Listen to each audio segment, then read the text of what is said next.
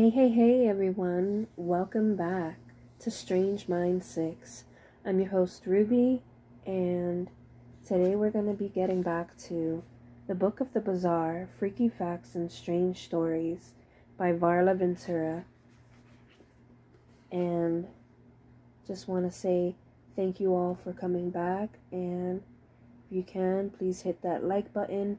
If you're not already, please hit that subscribe button. I'd greatly appreciate it that you join the squad. And without further ado, let's grab our snacks and grab our drinks.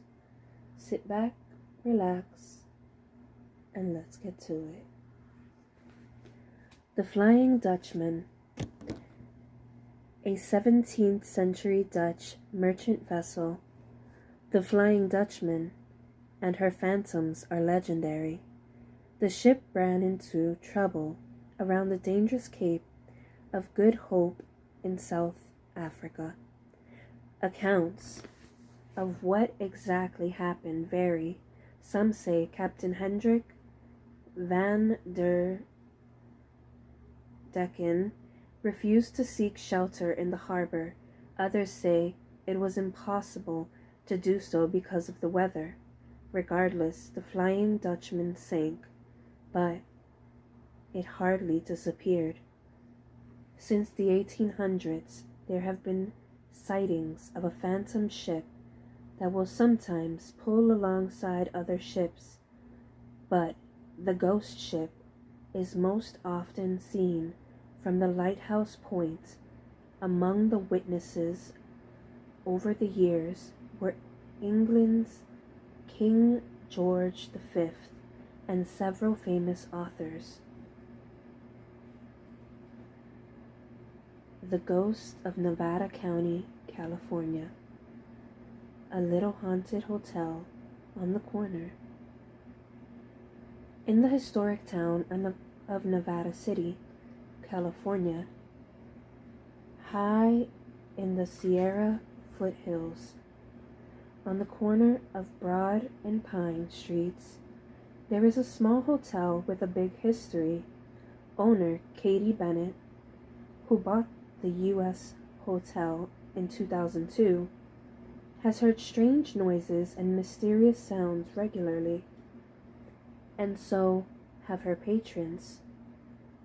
The odd occurrences include knocking noises, steps that sound like someone is right outside your door, and lights that flicker on and off.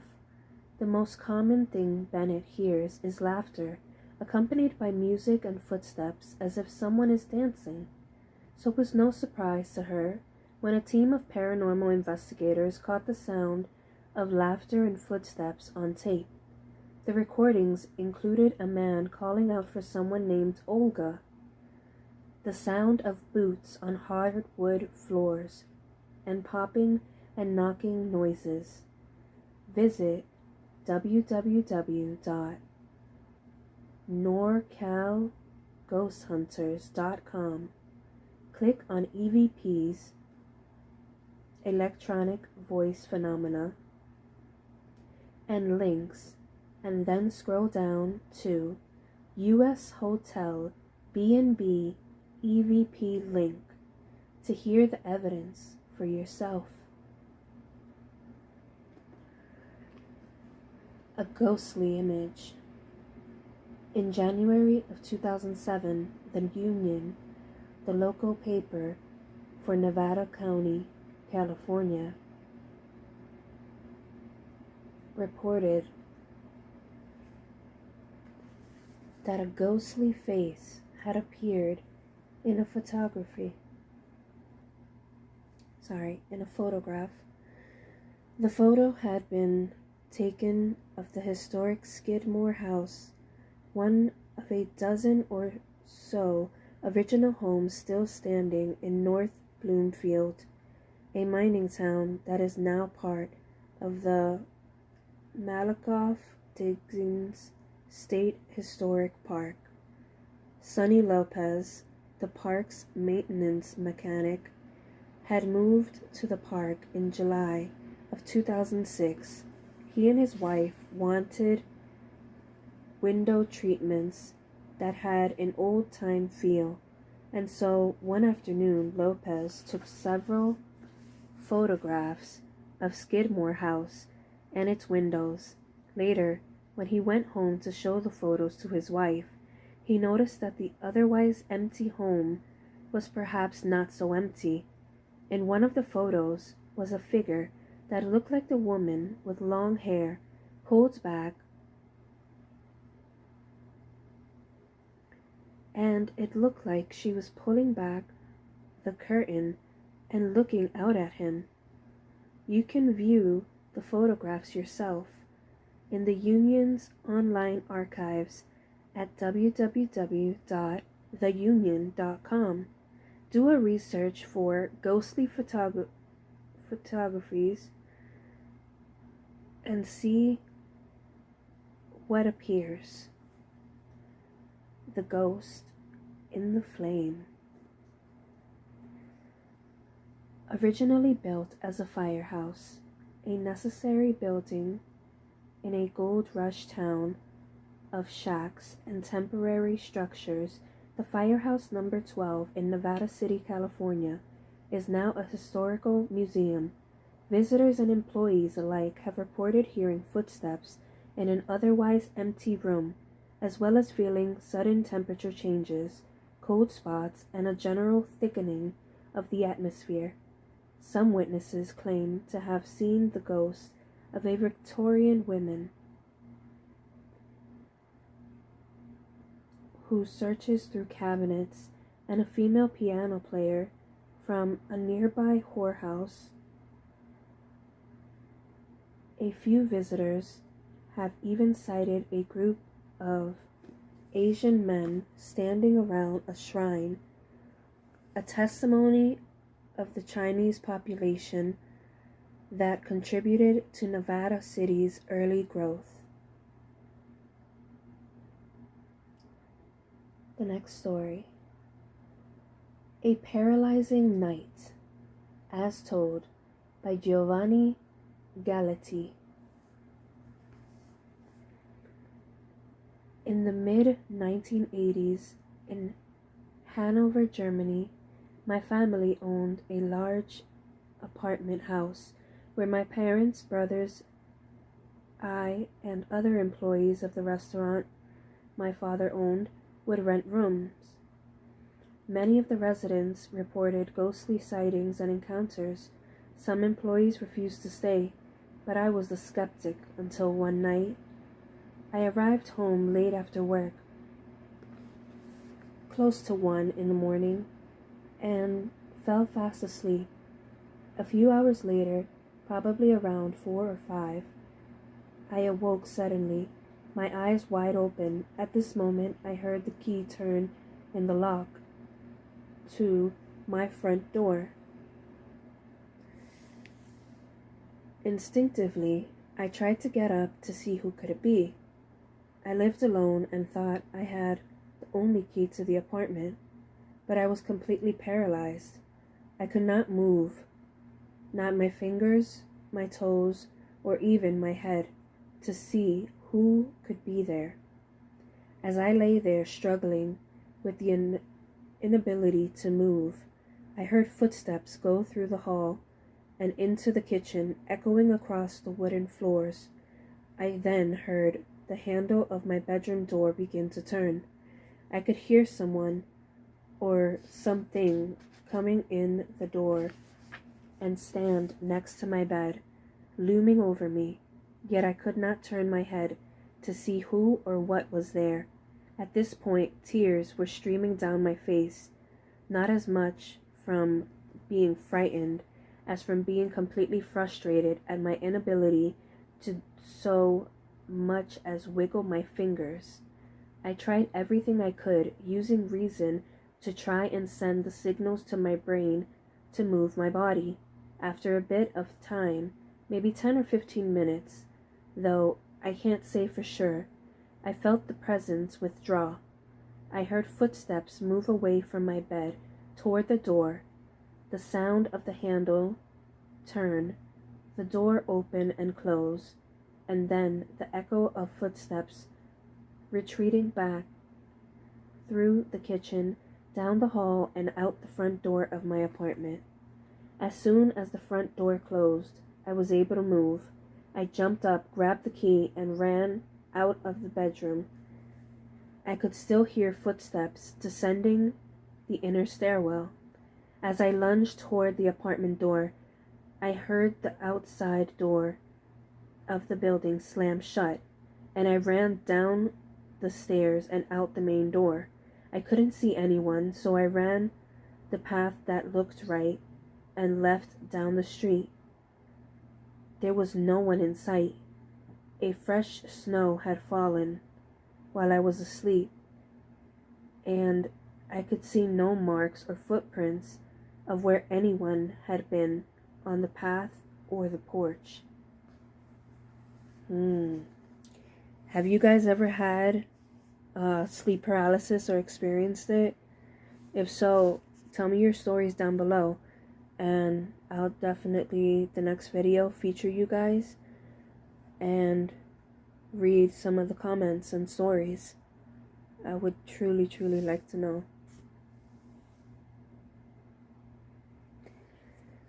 The next story is the Palace of Versailles. Just outside of Paris, France, among the rambling and vast grounds of the Palace of Versailles, I do apologize if I'm saying it wrong, stands Le Petit Trianon, best known for being the residence of Marie Antoinette. Le Petit Trianon was given her name by King Louis XVI in 1774. Yet this mini palace within a palace is also famous for something else: hauntings. Over the centuries, guests and visitors have reported numerous sightings and unusual sounds.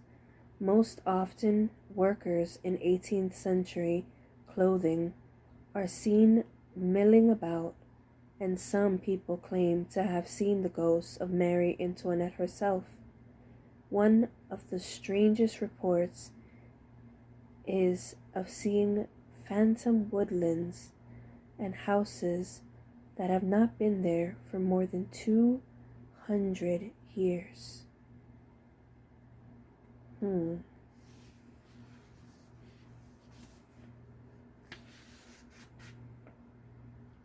That is very, very interesting.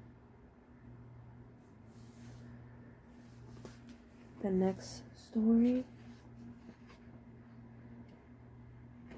we shall see is called the Holy Grail. This infamous object has been sought by scholars, scientists, and the devout for centuries.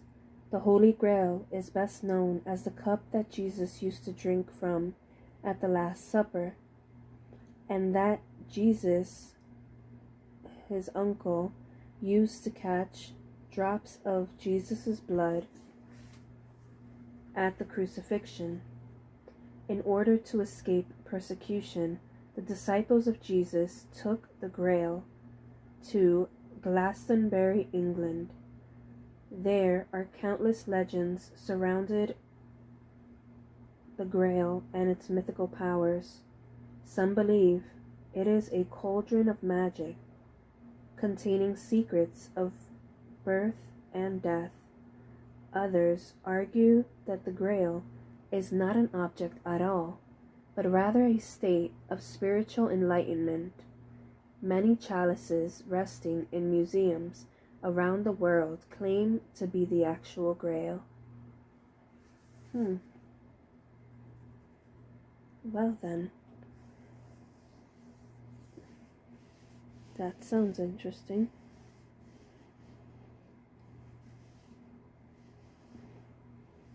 Now, I wonder, what do you guys think about the Holy Grail? Do you think that it is pretty much a place of enlightenment, or could it actually be something physical, and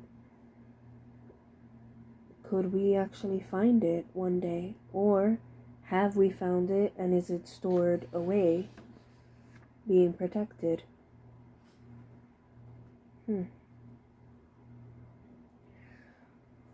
Well, let's get back to it, shall we? Our next story is Origins of the Ouija. The Ouija is any surface printed with letters, numbers, and other symbols, and used as a tool to communicate with the dead. The Ouija board, which was patented by the Parker brothers in 1920, is what most commonly comes to mind when thinking of the Ouija. The word Ouija is believed to stem from oui, meaning yes, in French, and ja, meaning yes, in Scandinavian language and in German. Other stories say that the name of the tool was revealed to inventor Charles Conrad during a seance, and that Ouija is actually an ancient Egyptian word meaning good luck. Now that is very interesting. Have you guys ever played with a Ouija board? And if so, did you guys get any experiences or any hauntings after that? Definitely let me know. Actually probably gonna make a Discord, and I will let you guys know when it's prepared, so you guys can actually join the Discord server and we can have different topics on there. I think that would actually be really good. And the last one for this chapter is a wedding night visitor, as told by KRP. It was the night before my fiance and I were to be wed. We had chosen a beautiful B&B, the Willard Street Inn in Burlington, Vermont, for lodging and holding the intimate ceremony.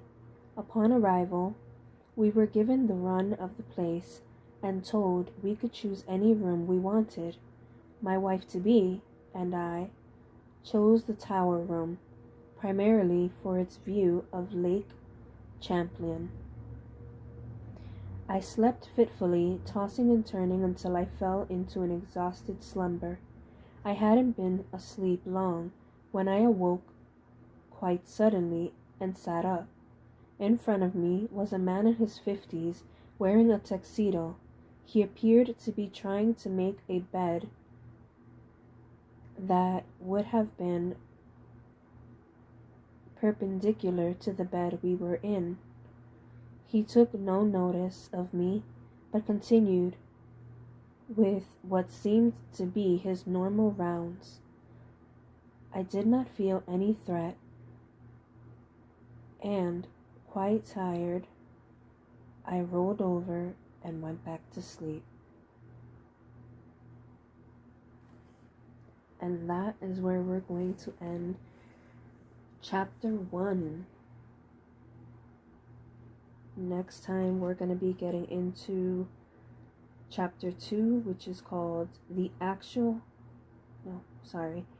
Annual Chicken Show, Enchanted Animals, Psychic Pets, Botanical Oddities, and Other Strange Truths about Mother Nature.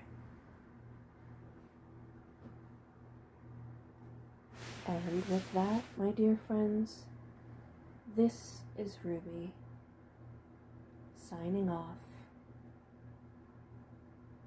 and asking, if you haven't already, please hit that subscribe and like button. This is Ruby signing off.